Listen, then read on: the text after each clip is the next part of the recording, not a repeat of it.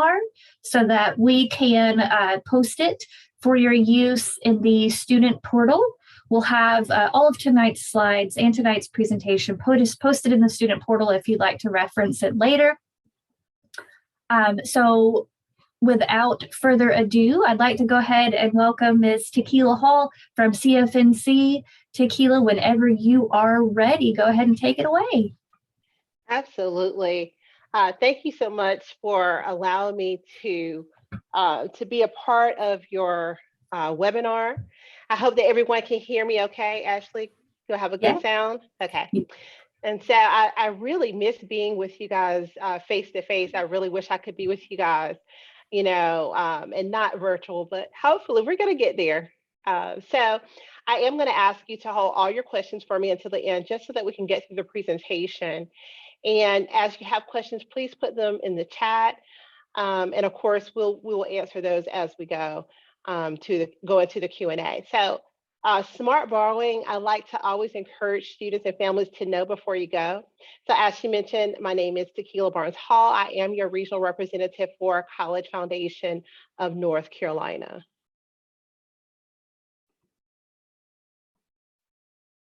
So I want to ask you some questions, and Ms. Wilson, I'm going to ask that you look at the chat as we go through this slide and just let me know what we see.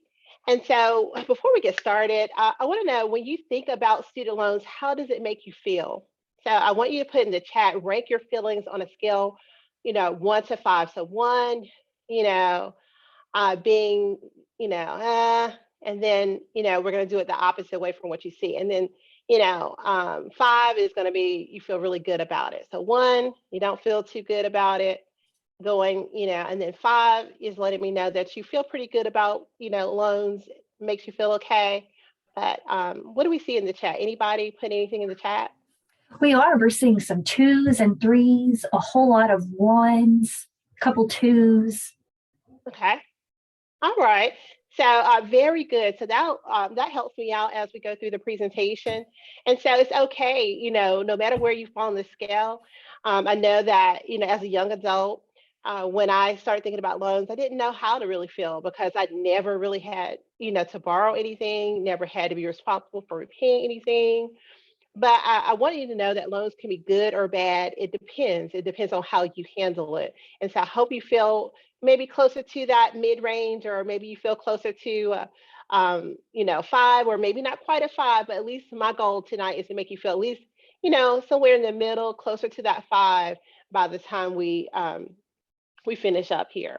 So here we go. So let's just talk about it. So here's some of the things that we're going to talk about today. I want to talk to you about student loan basics. I like to call it like just student loan 101. We're going to cover some basic terms, types of loans, talk about what is a loan servicer, what is their role, when will they contact you? And then we're going to talk a little bit about repayment. When does that begin? What do you need to know about repaying your student loan? And then, anything else that kind of, falls in between. So, or even after, you've received your loan. So loan forgiveness, we'll talk a little bit about what happens if you become delinquent or default, loan cancellation, resources and tips. So sounds like a lot, but let me tell you, it's going to be fun. We're going to make it fun this evening. So I have a quote for you for today. And so my quote is this: anyone can apply for student aid, but creating a strategy for paying for school is the best way to make sure you're getting the most for your money. So kind of think about that as we go through the webinar this evening. So student loan basics. So the number one thing I need for you to understand is loans have to be repaid no matter what. Doesn't matter if you finish your education or not. Doesn't matter if you're satisfied with your education. Doesn't matter if you ever work in the profession that you hope to, loans have to be repaid. And so one of the things that we recommend is that you borrow only what you have to have. So whatever you need.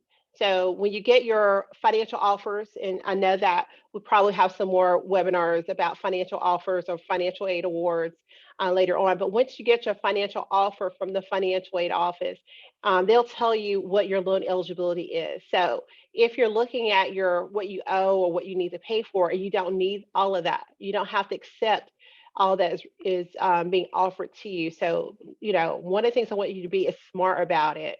So borrow only what you need in order to pay for the things that you have to pay for. And again, when you borrow, you're borrowing for 1 year at a time.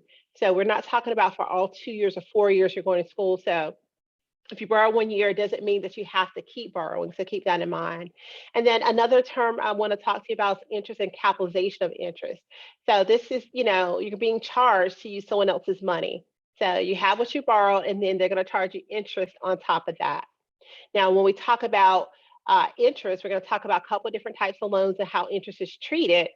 And then if you capitalize on interest, meaning that you don't pay as you go, all that interest is added on to your principal once you enter into repayment. So let's talk about types of federal student loans. So the most common ones you hear about for the student being the borrower are the direct subsidized loans and direct unsubsidized. So when we talk about direct subsidized, this is a federal government loan in which the government pays the interest on as long as the student's in school and during their grace period. So it is need-based. You have to have a student enrolled at least half time. So half time is at least 6 credit hours. So of course your students are going to be enrolled much longer than, I can say much more than 6 credit hours, because we want them to graduate in 4 years or 2 years, depending on which kind of school they're going to. So again, I do want parents to know, if you're joining, that this is a student's debt. So that means that you are not responsible for this loan. You do not co-sign with them. You're not signing anywhere with them. So it's very important that you have a conversation as a family to understand who's responsible for repaying and what it means to have a loan. So there are no credit checks for students, and there is a master promissory note that has to be completed. And that promissory note says, hey, I'm receiving a loan and I'm responsible for repaying under the terms of the agreement. So that's one type of student loan that you may see on the financial aid offer.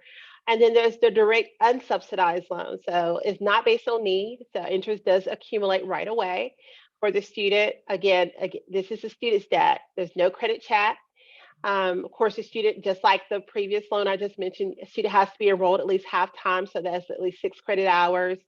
And then, of course, they will also complete the master promissory note. So students may have one or the other, or they could have both types of loans. It just depends. Other types of loans that you may become more familiar with over time would be the parent loan plus loan. So plus stands for parent loan for undergraduate student. This is the parent's debt. So students who might be joining us this evening, this is not your responsibility, even though you're benefiting from it. So parents, if you take out this loan, if you see this on the financial offer from the financial aid office, this is your debt. So as a parent, you can borrow up to the full cost of education, less any aid that the student's receiving. Now, this is different from the student's loan in that it is a credit-worthy loan. So as a parent, there is a credit check that's done for you. So, again, not need-based, interest accumulates right away. And of course, as a parent, you do need to sign the MPN, Master Promissory Note, for you. Now, we won't cover this tonight, but just to let you know, there are other loans if your student continues their education beyond undergraduate studies. There are graduate professional loans that are available. So we won't take time talking about that, but I just want to make sure that you're aware of that as well. Now, here's some loan limits for dependent students. So if you're a senior or perhaps you're a super senior, you hopefully by now have completed the FAFSA or the free application for federal student aid. So many of you may have found that you're considered to be a dependent student for financial aid purposes. So of course, depending on your grade level or your classification will determine how much money you can possibly get. So you'll see that it's broken down to the 2 terms that we just learned about: subsidized, which is a need-based loan, unsubsidized is not based upon need. So as a first-year student, the most that you can get in unsubsidized funds is $3,500. You may be eligible for some unsubsidized funds. So then again, you might be able to get an additional $2,000. So the annual limit for the maximum would be $5,500. Now, as you look at this chart, you'll notice as your grade level increases, the amount that you can be eligible to receive does increase. But just know that even though you get your award offer, you only want to accept what you need. So if you don't need the full $3,500 and you only need $1,500, let's take that $1,500. If you only need $2,000, let's take that $2,000. But you don't have to borrow all that's being offered to you. So when you get that award offer, you can indicate how much you want to receive. Now we have some students who might be independent. And so I'm assuming that most of you on the webinar tonight are going to be dependent students, but sometimes we have independent students or students whose parents are denied the PLUS loan. And remember, the PLUS loan or the parent loan for undergraduate student is a credit-worthy loan.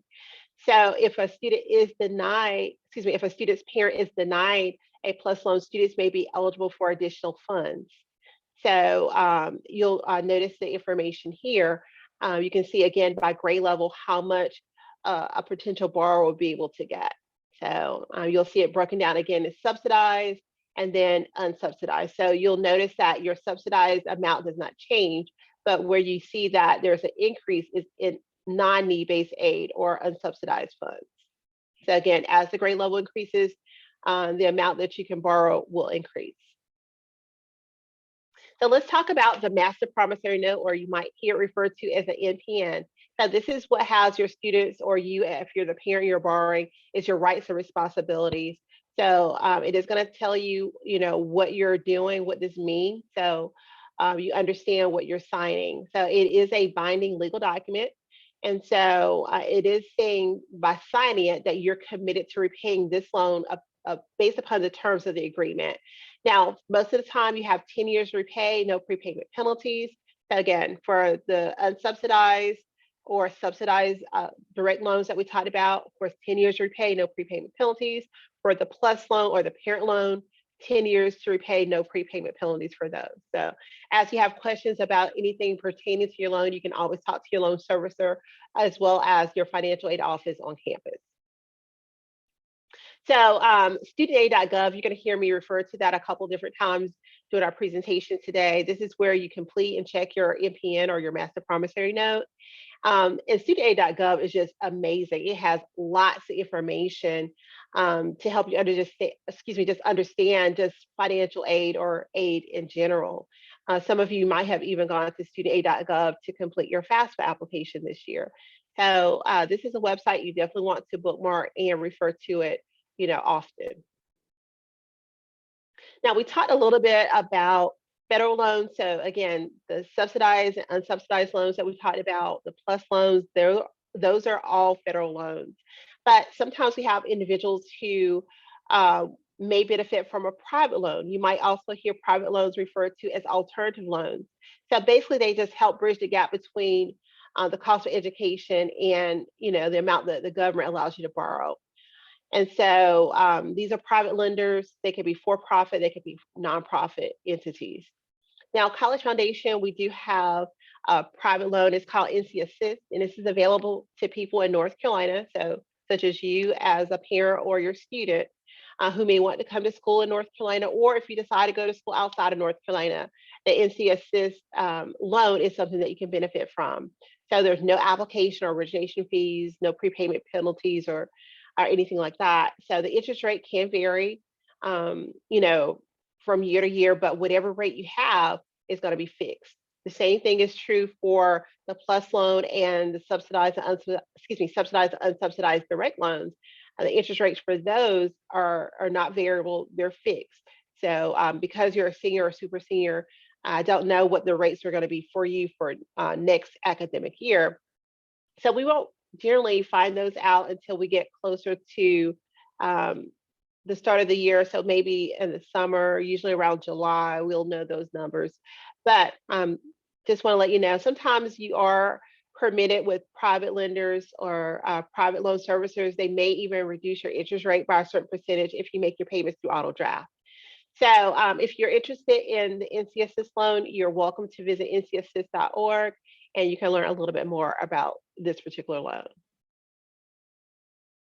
Now, you heard me mention loan servicers several times, and let me just make sure that everyone's on the same page. So when we talk about a loan servicer, again, this could be a public or private entity that is collecting, monitoring, and reporting your loan payments.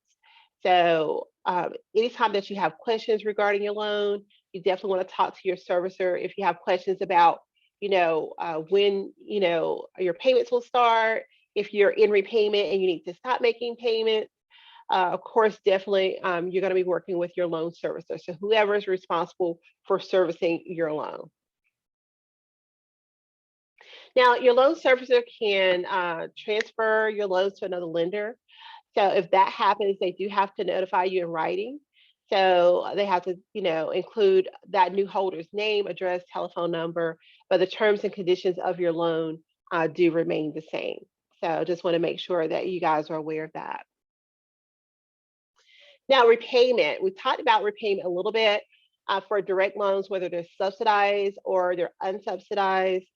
Direct loans, you do have a 6-month grace period. So that means you have 6 months from the time that your student or you, I should say your student, or it could be, we have students on the line. So let me just say, if you have the direct loan for the subsidized or unsubsidized, you have a 6-month window before you have to begin that repayment.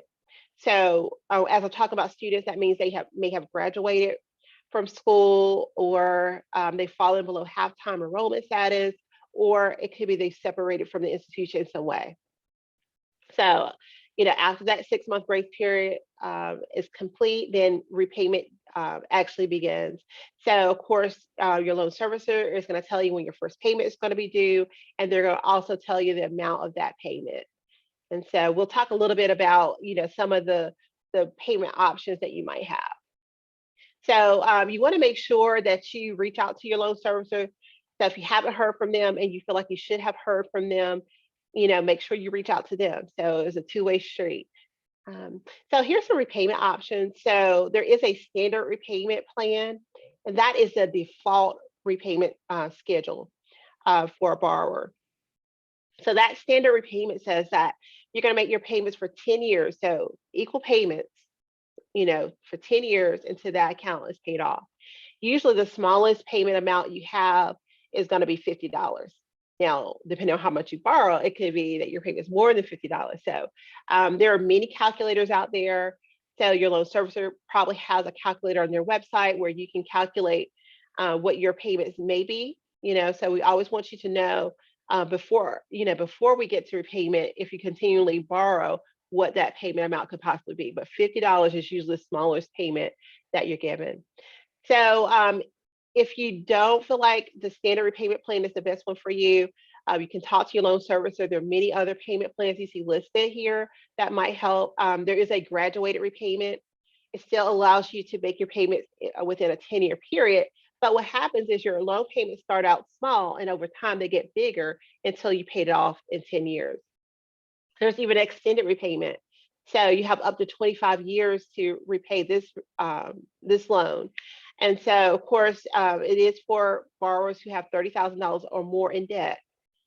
There are income-sensitive plans that are out there, income-driven payment plans that are out there. So we definitely encourage you to, talk to your loan servicer to learn more about some of the payment plans that are out there. And so if you feel that you want to repay your loan off early, you can always do that. And like I said, there are no prepayment penalties. Now, there's also federal loan consolidation. So again, this is a type of extended repayment, so up to 30 years based upon your loan balance. And so sometimes this is beneficial if you're having loans with multiple, lenders. So instead of making loan payments to, lender A and lender B, then you're only, making one payment. So I should say your loan servicer. So servicer one, servicer two, or servicer A or B. So instead of having two different servicers, you just have one. Again, interest rates are fixed. Now, you want to talk to your loan servicer before you decide that you're ultimately going to do consolidation. And the reason I'm telling you that is because you could lose some of your eligibility for certain types of benefits by consolidating. So definitely talk with them, see if this is going to be the best thing for you. And then if it is, you want to proceed, but ask questions. They want you to ask questions. There are also certain things that you want to know about as you consider taking out loans and as you get into repayment. There is public service loan forgiveness. And so, forgiveness, that means that maybe some or a portion of your loans can be forgiven. So you might hear us refer to public service loan forgiveness as PSLF. We use a lot of acronyms when we talk about financial aid. So if you're employed by a U.S. federal, state, local, or tribal government, or even sometimes a not-for-profit organization, you might qualify for public service loan forgiveness. Usually you're working for full-time, for that agency or organization. And so you might, be repaying your loans under some type of income-driven or income-sensitive repayment plan, and you usually have to make about 120 qualifying payments. So that's just some of the criteria that you want to know about. So, like I said, that studentaid.gov website is amazing. It has more information for you about public service loan forgiveness resources.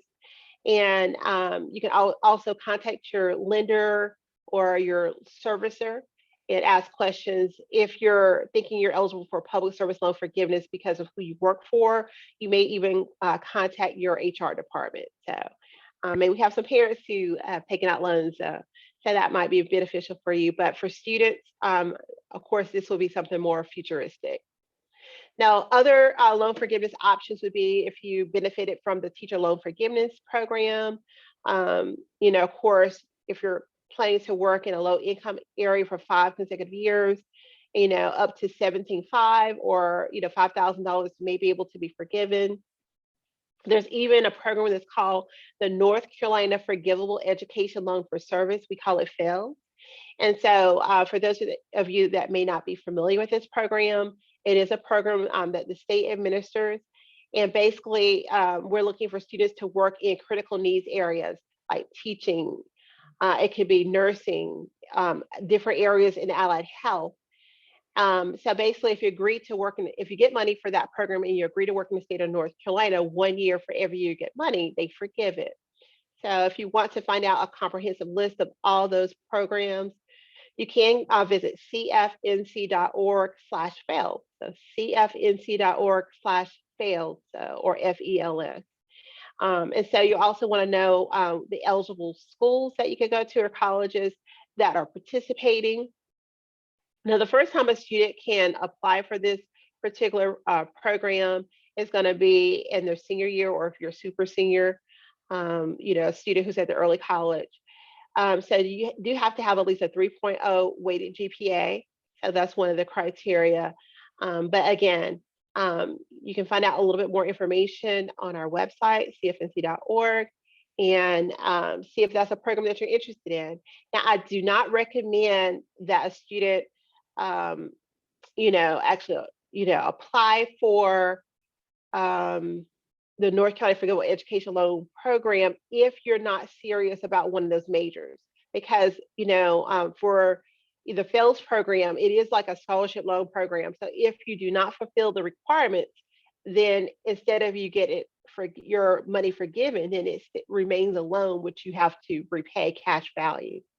So just want to make sure that you're aware of that. Now, here are some of the programs, in case you weren't sure what I meant when I said allied health.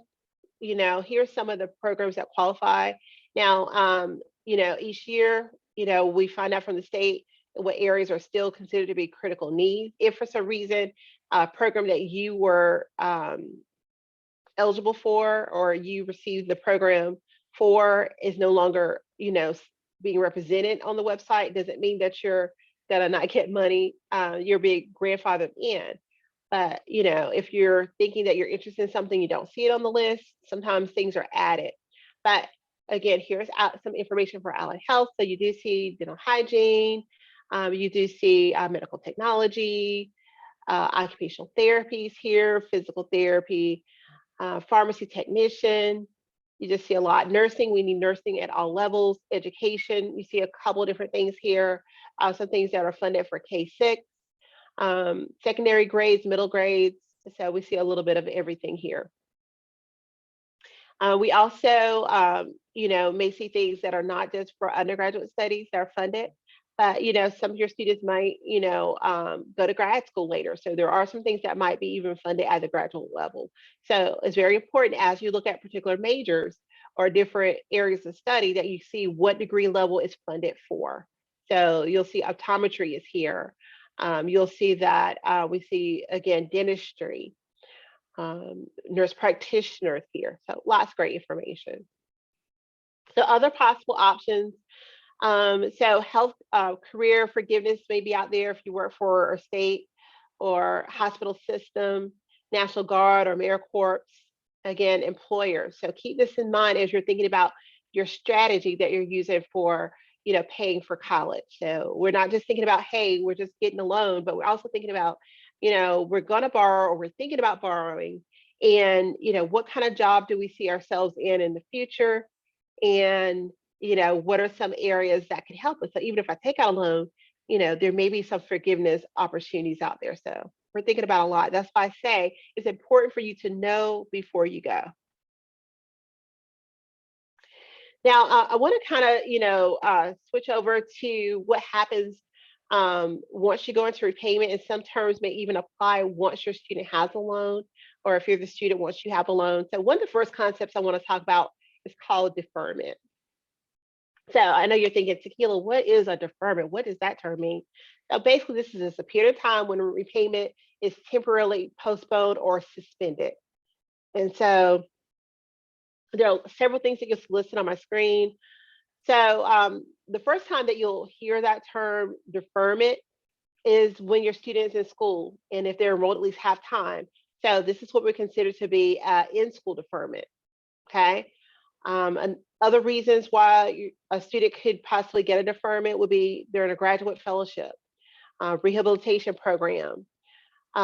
Once a student is actually in repayment, could be that they find themselves unemployed. You're experiencing some type of economic hardship, military service. So these are some periods of time in your life when a deferment may be granted. And it is up to the, it is, I should say, up to your loan servicer as to, if you'll be granted. So any of these types of deferments. But sometimes it could be a period of time where none of those deferments work. Nothing fits for you, right? So again, you might find yourself in the future unable to make your payments. You don't qualify for a deferment. So what does a forbearance do for you? So forbearance, okay? So it allows a couple of different things. It could reduce the amount of your payment.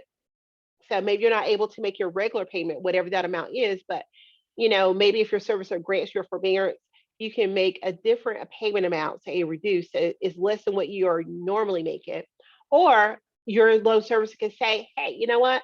You're granted, a temporarily, stoppment, a stop a payment. So temporarily stopping your payment. So that could happen.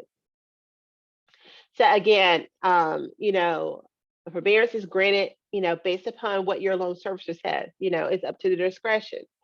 So temporarily stopping your payments or, reducing that payment amount. So let's talk about delinquency and default. So this is where you don't want to be. So we don't want you to, become delinquent. We don't want you to fall to default. But this is when you fail to make your payments on time. And so you're not meeting your obligation. You're not fulfilling what you promised to do. And so, but you don't fall into what we consider to be, a default state until you fail to make your payments for 270 days. So that's almost a whole year. So if that happens, you're considered to be in default of your student loan. So there are some serious consequences that come along with it. So what I want to tell you is that you can avoid default, at all costs by communicating with your loan servicer. If you're having trouble, maybe you qualify for one of those deferments I talked about. Maybe you qualify for a forbearance. But you have to communicate. They don't know what's happening. All they know is that they're not receiving your payments. So communication is key. So I want to educate you. So I want you to know what happens if you do default. So if you default, that does damage your credit rating, because remember, your loan servicer is going to be reporting to the credit bureau every 30 days. You can be referred to a collection agency. Any collection costs can be added onto your debt, garnishes of your wages, federal, state tax refunds, your Social Security benefits can be withheld. You lose any deferment or forbearance entitlements that we just talked about. Some of your repayment flexibility can be jeopardized. You're not eligible for any additional financial aid. And then, if you hold a professional license, that can be suspended. So you don't have to go here. You don't have to be here. You don't have to find yourself in default. That's why communication is important. And if you do find yourself in a default state, it doesn't mean that you can't recover. So there, your loan servicer may have some type of rehabilitation program, and usually loan rehabilitation is that they're agreeing to allow you to make a certain number of payments to get yourself in a good standing again. So so that's something you can definitely talk to your servicer about. But my goal here today is to tell you all the things that you can do not to get to this point. Sometimes I get people ask me, well, how would my loan be canceled? Or, what happens, if some of these things occur, does it cancel my loan? So loan cancellation can happen if you die, okay? If you become totally or permanently disabled, your school closes, you're unable to complete your program. Your loan was falsely certified, and that was considered to be some type of identity theft. Your school falsely certified or fraudulently completed a loan application in your name without your approval. These are ways that your loan can be canceled. Now, if you're having trouble making your payments, contact your loan servicer. So I think I said that maybe a half a dozen times today, but contact your loan servicer. You may be able to reduce your monthly payments. We talked about that. Maybe they can give you a different repayment plan. We talked about all these different types of options that are out there. So deferments might be an option for you. Forbearance, those are two terms you're going to hear a lot, So, but contact your servicer, ask questions. Here's some helpful tips for you. Keep your loan records organized. Keep track of your student loan records. Studentagov. Everything that I taught about tonight, you can go there to that website and get more information. You can also go to our website, cfnc.org. Know how much your loan payments will be. Remember, your loan servicer is going to tell you that amount. And know how to be in touch with your loan servicer. Remember to create a monthly budget. So, I know you're thinking, I don't even have a loan yet, but start thinking about how this loan can be a part of your budget. So when you finish school, you might have a car payment. Maybe you're going to have a used car, so you may not have a car payment, but you're definitely going to have some type of housing as a student. So you may have your apartment, or, you may have a townhouse, or something like that, but you're going to have bills. You're going to have, gas, electric, utilities, your cell phone bill, you're going to have bills. And when you think about the bills you're going to have, think about, hey, another bill I may have is my loan payment. And how is that going to work, So scholars or students, make sure you talk to your parents and they can tell you about different bills, water bill, if you want to have, internet, cable, any type of streaming service that you like, Netflix, Hulu, any of those, Amazon Prime. Sure, I'm leaving out some. Just want to make sure that you know about that. So remember, once you do go into repayment, you're going to have that standard repayment plan. But if you know that plan is not the best fit for you, you have to talk to your loan servicer, because the standard repayment plan, that means you're making the same payment amount for 10 years until your account is repaid. Now, we're almost at the end. I don't like to keep people longer than we need to. So here's a webinar takeaway. So, being a smart borrower means developing a college financial strategy that works for you and your family. Okay. Can I say that again, Ms. Wilson? I want to say that one more time. So being a smart borrower means developing a college financial strategy that works for you and your family. So I'm not going to be able to tell you what's going to work for you because I don't know what your financial situation is, but it's important for you to develop a strategy. And so even though we're talking about loans and being a smart borrower, I think being a smart borrower also means thinking about what types of free money is, what kind of free money is out there. So look for scholarships, look for grants. And I know Crosby does a great job about telling you how to research those things. So, So the more scholarship money you get, guess what? That decreases the amount of loan indebtedness that you can have in the future. So, instead of that, $1,500, maybe you get enough scholarships and you only have to borrow, $500, or you only have to borrow $1,000. Just remember, learning how to be financial fit, I should say financially fit, is important. So just know about that. Make good financial decisions by doing your homework. Just remember how student loans fit into your overall budget. What will your future job be, students? Have you thought about that? What will that job look like in the future? I always tell students to do homework. Think about the job you want and find out how much money you're going to make in that job entry level. Okay. So are you going to, be able to live and support yourself off of that? Loans can be good or bad depending on how you handle them. So I always like to say, make sure you're being smart about it. So that's my takeaway. The resources we talked about, Studentagov, cfnc.org, ncassist.org. You can, visit the websites. Many of these sites have social media presence, so you can follow these resources on social media as well. And then we do have some upcoming webinars I want to tell you about. And so CFNC, we always have webinars. So if you visit us, cfnc.org, you will notice, what day is that? The 8th is what day, Ms. Wilson? Is that Thursday? What day is it? I don't know. Wednesday? The 8th is Wednesday, I believe, Wednesday. The 8th is Wednesday. So, okay, so we do have the same webinar that's going on this evening, but if you missed it tonight, then you have an opportunity to see it on Wednesday. So, if you have a student who's in 9th and 10th grade, we do have a webinar. And then, of course, we have a virtual senior night that's going to be in January. So January the 11th, we're going to have a virtual senior night. So we invite you to join us.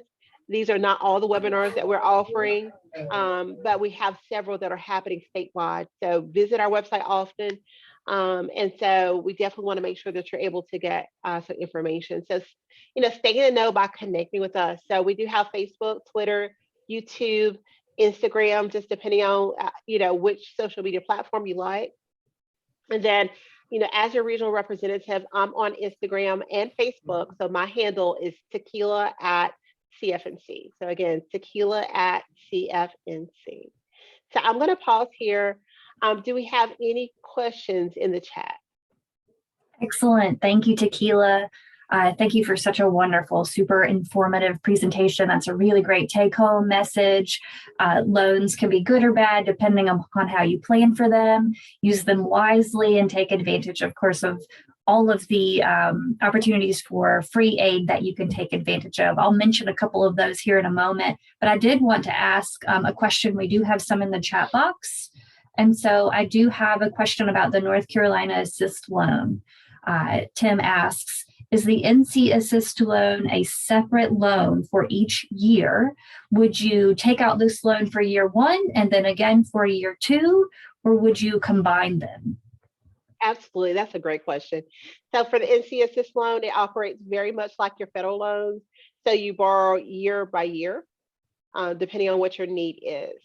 And so one of the things I will also say about the NC Assist loan, there is a student loan for NC Assist, and there's also a parent loan for NC Assist. And so for the parent loan for NC Assist, same thing, you would be the borrower. For the student NC Assist loan, if the student wants to be the borrower or needs to be the borrower, it is a credit-worthy loan. So if a student is considering NC Assist and they don't have any credit or very little credit to stand alone, then they may have to have a surety or cosigner, which would be you as a parent. Excellent, thank you. Another question is, what are the current interest rates for federal student loans? We won't know what the interest rates are for you guys yet. So we will not know those rates until July 1. So, and interest rates for federal loans are based upon the T-bills. And so, usually they're pretty competitive. We always encourage families to always look at the federal loans first because they typically have the lowest interest rates. However, I have found in the last couple of years, sometimes for, I can't speak for all, private loans, but for like the NC Assist loans, I know for the parent loan, I know that our interest rates have been lower than the federal loan. So that's why you really want to do your homework. But you can always go to studentaid.gov. So I can't speak for next year. So the rates that we have right now are not going to be applicable to you. But that same website, studentaid.gov, each year you can always go there after July 1. Okay. Let me just say that after July 1, you can go and it will tell you what the rates will be for subsidized, unsubsidized, and plus loans. Excellent. And one more quick question, just if you can quickly remind folks how to access federal student loans. What's the first thing that you need to do to access those loans? Okay. So the very first thing that you need to do, if you're thinking that borrowing is going to be a part of your college financial planning strategy, is complete the FAFSA. So the free application for federal student aid, and that opens each year on October 1.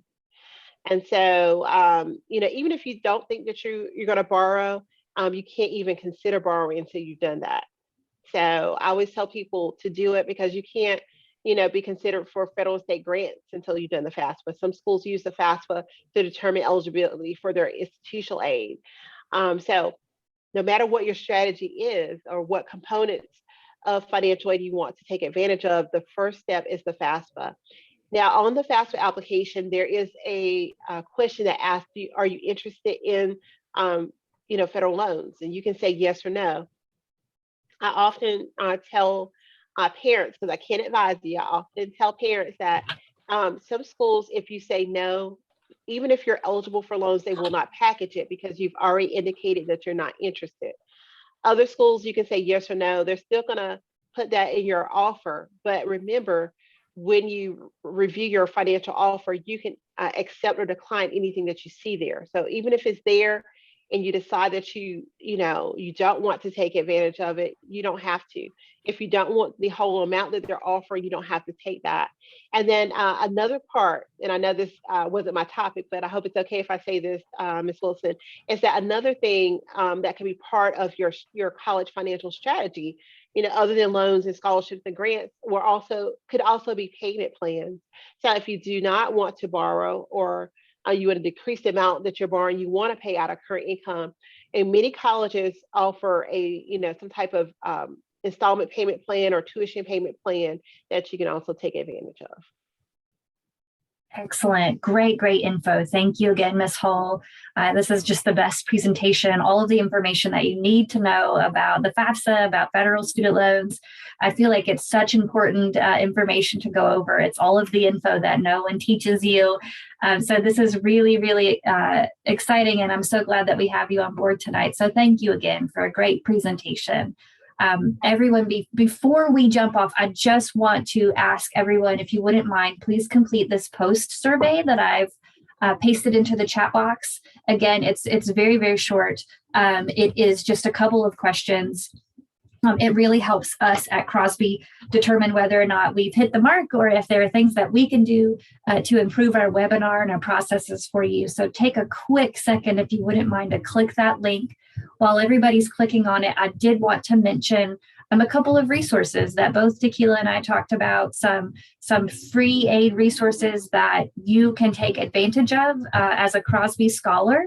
So, of course, there are Crosby Scholar scholarship opportunities that are going to be available for Crosby Scholars seniors. So these aren't available to the wider public. Of course, they're just for Crosby Scholars seniors, and they are posted every single week in the Crosby Scholars student portal beginning in January. So just a few short weeks.